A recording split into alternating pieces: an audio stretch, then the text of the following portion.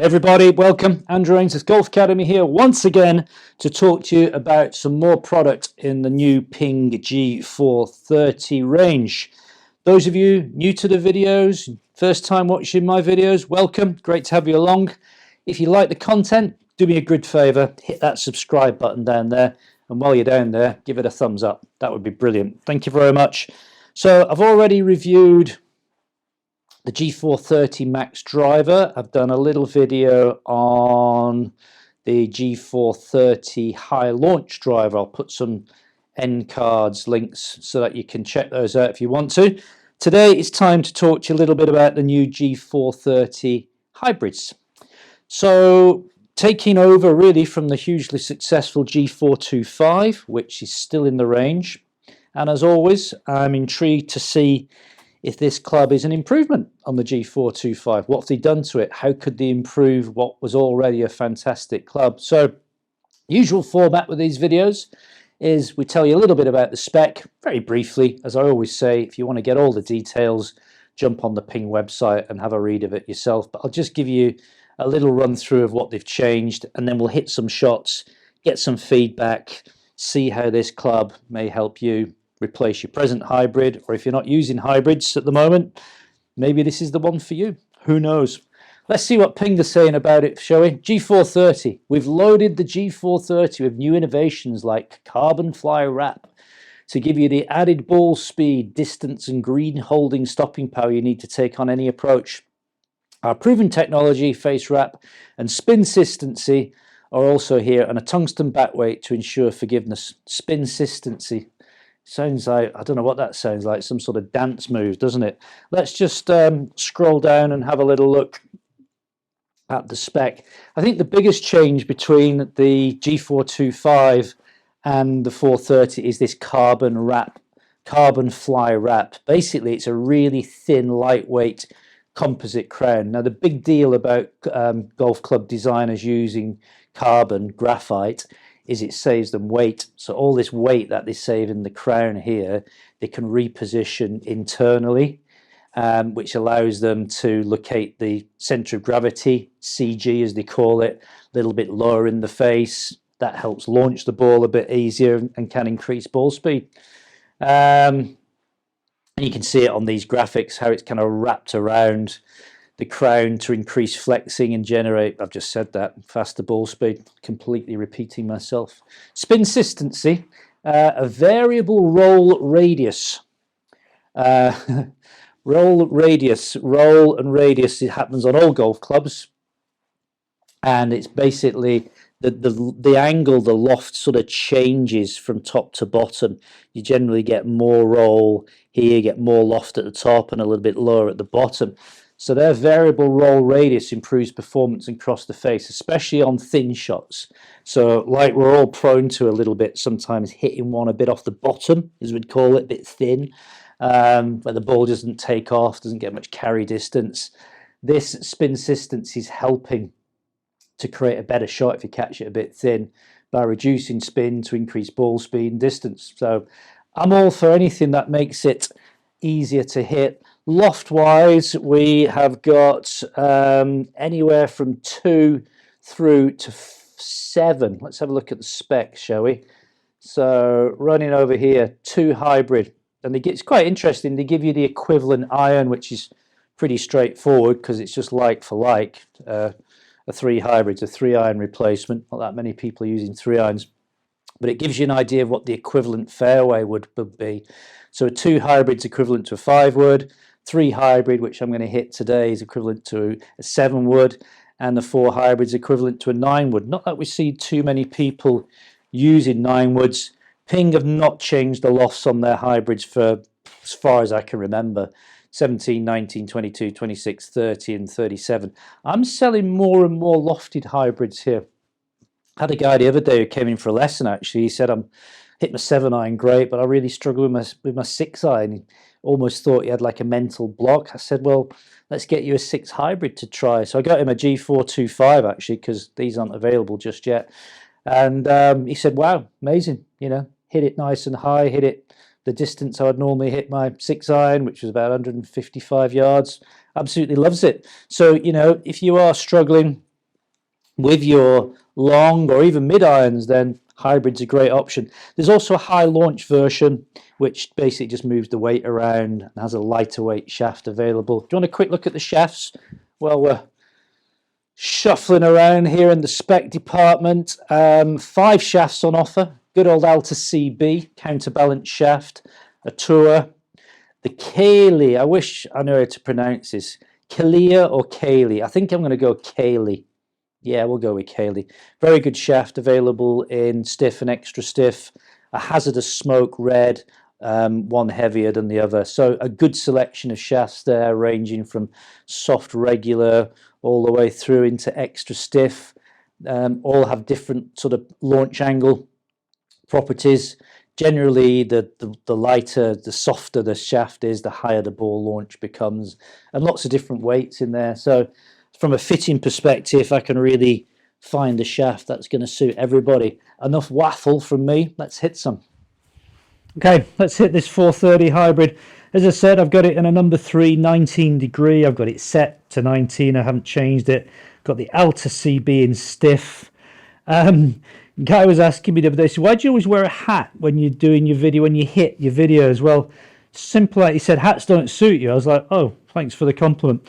Covers up my ball patch, stops me getting the glare. But the real reason is that I wear a mic. I wear one of these Rode wireless mics. And if I clip it onto my, I'm sure you're not interested in this, so I'm going to tell you anyway. If I clip it onto my jacket here, my arm hits it and creates a noise when I hit. So I always have to wear this hat, which is a bit stupid indoors, just to put my microphone on. So there you go. If you're ever wondering, which I'm sure you weren't, that's the reason I wear a hat. And just to shamelessly promote Andrew Ainsworth Golf Academy, obviously. Right, what have I got? I have got a hole at Kinsale Golf and Fitness Club. It's the 5th hole. This is where I'd be kind of thinking about using my hybrid off the tee. It's a shortish par 4. It's 330 yards. And it's really just a positional tee shot this. You could get a driver out and smash a driver up there and try and get it as close to the green as you can. But really all I want to do here is get something out there, you know, 210, 215, 220. And then we run out of fairway.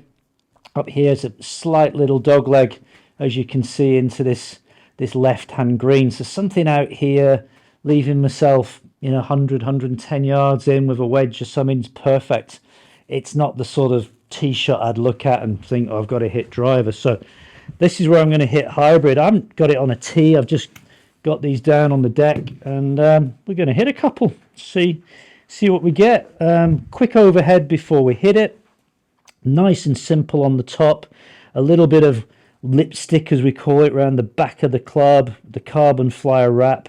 Just one little round dot on the top. No more turbulators on the fairway woods or the hybrids. Did they ever have them on hybrids? Don't think they might have done. Can't remember now. Nice, you know, not too fuss on the back. You know, a little few nice graphics, but nice and simple. And the Alta CB shaft goes really well with this. You know, all the decals on the shaft kind of match up with the decals on the head if you're into that sort of thing. And obviously the head cover's nice as well, which I can't show you because it's next door and I'd have to run out the room to get it. So let's hit one.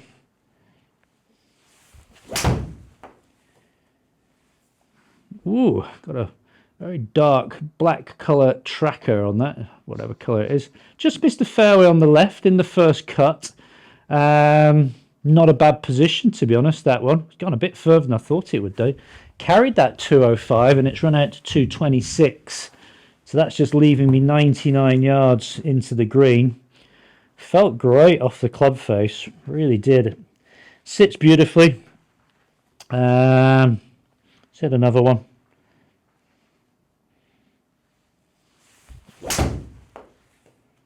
Oh, just turning this over. It's holding up okay. That's pretty much going to finish in the same spot. As I say, I'd like to be hitting the fairway, but I wouldn't. As long as that rough's not 2 foot high, I don't have any problems. Let's have a look at the numbers. 93 miles an hour club speed, giving me 131 ball speed. Launching at 10, very low for me. Low ball hitter me. Don't get it above knee height some days. It's what growing up on links golf courses does for you. Spinning at just under 3,000, which again is very low. Carry 204, predicted run out 224. Let's try and hoist one up into the air. We'll get the ball forward. You want to hit it a bit higher, folks. This can work. Get the ball forward a bit. Create a little bit more angle. Get your left shoulder up if you're a right-handed golfer. And just try and get the feeling that you're going to stay behind it a little bit more. When I lose loft, I tend to move ahead of it, get in front of it. So left shoulder up, stay behind it.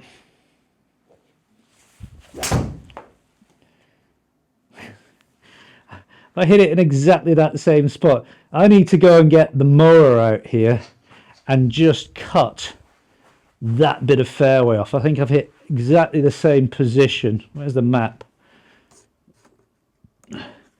Yeah, those 1, 2, 3 balls. See those little dots? They're all on top of each other. Say, it's not a bad spot. It would just be nice to be on the fairway now and again. A little bit more launch on it. Going to hit one more.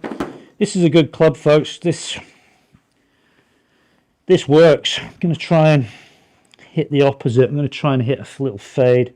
Always dangerous.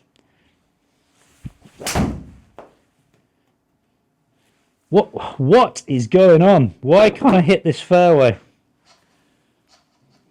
There's a magnet over there somewhere.